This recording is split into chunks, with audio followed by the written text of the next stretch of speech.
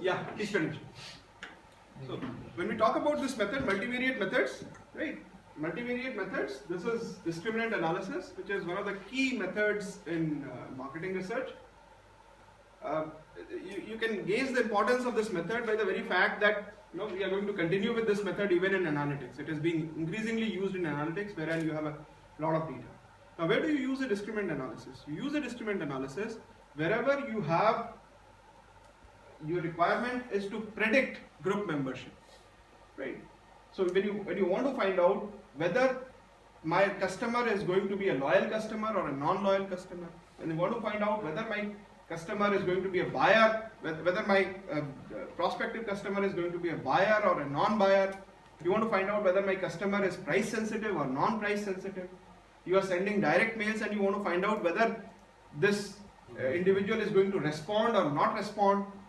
These are the cases in which you use a discriminant analysis. So basically you want to find out two things. One, the set of variables which discriminates between the groups, and therefore it is called as a discriminant analysis. Once you have determined the set of variables which discriminates between groups, you want to be able to predict the group membership in future. So when we talk about a discriminant analysis, you have a dependent variable which is non-metric or categorical or groups. You have independent variables, multiple independent variables which are metric.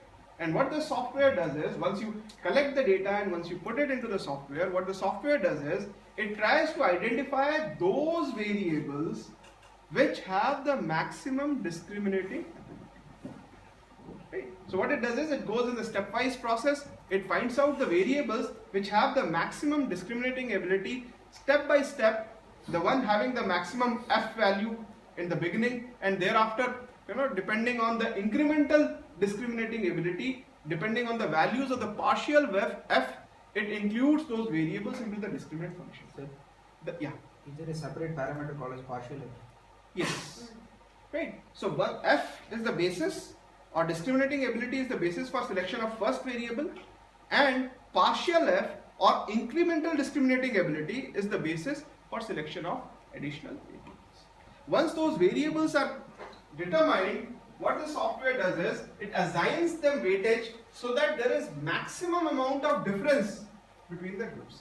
So what I have is, I don't have one single independent variable, but a collection of independent variables which discriminates between membership of one group vis-a-vis the other. And then, based on the weightages and based on the independent variable values, we calculate the discriminant scores. The discriminant scores are calculated for each of the respondent. Right? And what we do is, we determine the discriminant scores of each respondent, and we use these discriminant scores to predict their membership into group 1 or group 2 based on whether they are on this side of the cutting score or on the other side of the cutting score. Now, to be able to find out whether my grouping is to what extent it is accurate, I compare this predicted group membership with their actual group membership. I put them all in a classification matrix and I find out to what extent have I correctly predicted the group membership. The correct prediction is my hit ratio, and I want my hit ratio to be as close to the 100% as possible. This is the basic overall picture, but then again, whether my discriminant function is significant or not is given to me by the Wilks lambda. If my discriminant function is significant, to what extent each individual independent variable is contributing in discrimination is determined by my discriminant codings, and to what extent this model as a whole is sustainable is given to me by canonical correlations.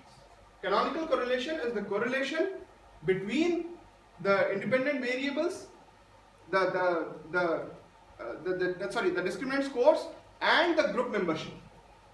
Right? So there is the group membership, which is a dummy variable, which is a categorical variable, and the discriminant scores.